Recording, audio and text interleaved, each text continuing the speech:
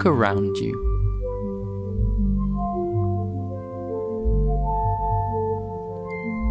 Look around you.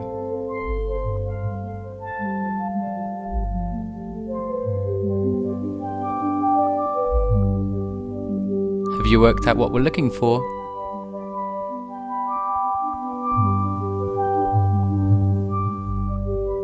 That's right, a graduate student.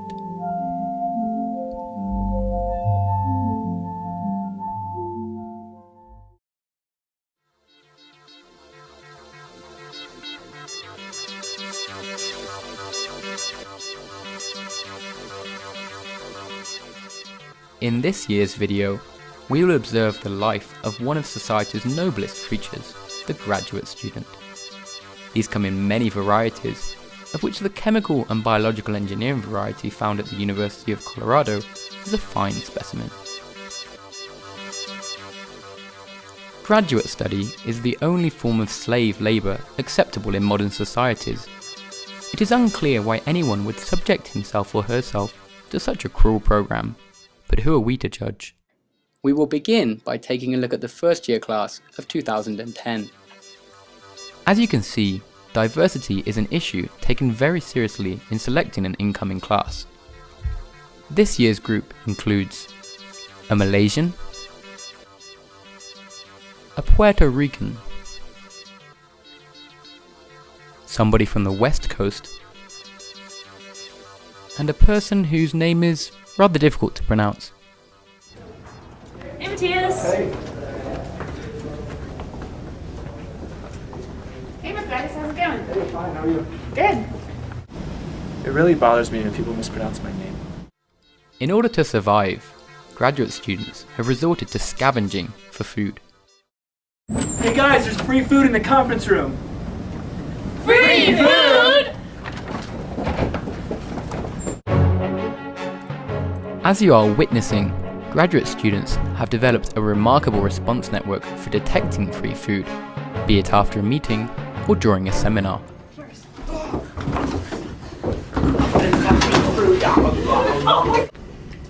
Hey guys, there's a seminar. More free food!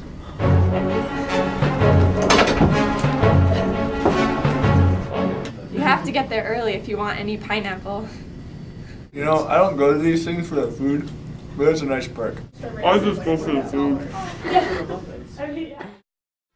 Graduate students must always be on the lookout for scraps of food left by those higher than them on the food chain.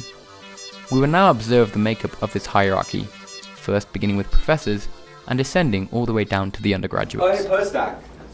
Could you do a literature search for me? Could you look up, see if there's any new articles on ZSM6 Z-lights? Thanks. Oh, hey grad student, Yeah. can you look up new papers on ZSM7 zeolites? Yeah, sure. Thanks. Oh, hey, you're an undergrad, right? Yeah. Do you think you could do a literature search? I need some information about Z4 and C zeolites, please. Thanks. Okay. ZF. Oh, forget this. Computational and experimental professors often believe they are superior to one another. Here is Professor Musgrave's view on the issue. With computation, we can learn what's going on an atomic scale. Something experimentalists will never be able to do. Hell yeah! In order to truly understand the life of a graduate student, it is important to understand their benevolent masters, professors. Let us sit in on a faculty meeting to observe professors interacting in the absence of students. Welcome to the faculty meeting. Is everyone here? Randolph? Schwartz? Yeah. Big Al? Yeah, I'm here. Brian? Yeah. Bobo? Here. What about Christy? Present. Is Junior? Here. What about Rai? Here. Renya? I'm here. Is Joel here? Can I get you? Can I get you? Is Noble here? I'm on sabbatical. What about Clough? Yep. Arthur, are you here? Here. What about Stansbury? Yep. Musgrave, are you here? I'm here. Is Medlin here? Yes, I'm over in Switzerland. Okay, good. Well, today's meeting topic is ways to save time. Yeah, I mean what time to spend with my children. Okay, little girl, it is bedtime story time. Tonight we have the story of the three little pigs in the EHS Examiner. Daddy. The first little pig, he wanted to build his house out of ionic liquids, and so he purchased some quaternary amines. Daddy. The second little pig, he wanted to build his house out of the ALD composites, and so he purchased some bis-ethyl cyclopentadienyl manganese. The third little pig, he wanted to build his house out of the photopolymers, and so he purchased some polyethylene glycol and some. Daddy. What? I heard this one last night. Oh. I want to hear the one about the patent agents.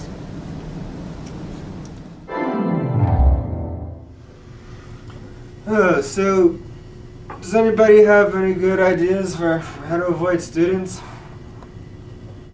Yeah, I've got a good system going. Let's observe that system. Meet Jennifer Gifford, the departmental receptionist. As well as her other duties, Jen is employed by some professors to keep an eye open for approaching graduate students. Oh look, she's just spotted one now. Now she must inform Professor Randolph.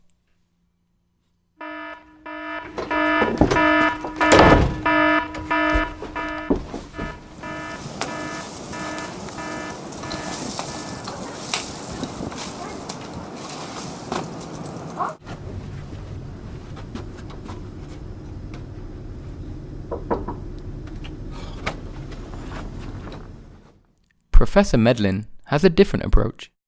I find it works well if you leave the country for an extended period of time. Like we end all our meetings, let me just encourage everyone to use OneNote a little more. Remember, if you use OneNote for an hour now, you can save half an hour later. Is that half an hour per day or half an hour per week? Just half an hour. Yeah, so if you could all, put a little more time into OneNote, that'll free up time for me to do my other job. What's your other job? Well, I'm a OneNote sales rep.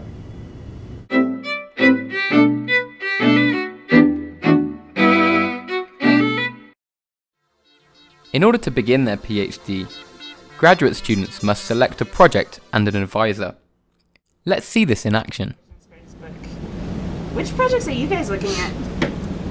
I kind of want one of Christie's 15 projects, but I'll probably go for that project co-advised by all the professors. The quantum mechanically enhanced molecular dynamics study of molecular imaging reactions to determine the catalytic properties of wetted particles of polymorphing black copolymer hydrogel layers in an ionic liquid environment as deposited by concentrated solar ALD on centered Z-lights that have been infused with proteins. How about you? I was thinking I wanted to do Rennie's project on the dampened collisions of particles suspended in creme brulee. I love baking. Here's Nicholas meeting with Professor Schwartz. Oh, hey, Professor Schwartz. Do you have some time to talk about project selection? See, what happens is Because the light comes out? Yes! I mean, we did this! This is so interesting! Can you sign my form right now? Of course! I'll sign right now. I'm not going to take that project. I really did not like that student.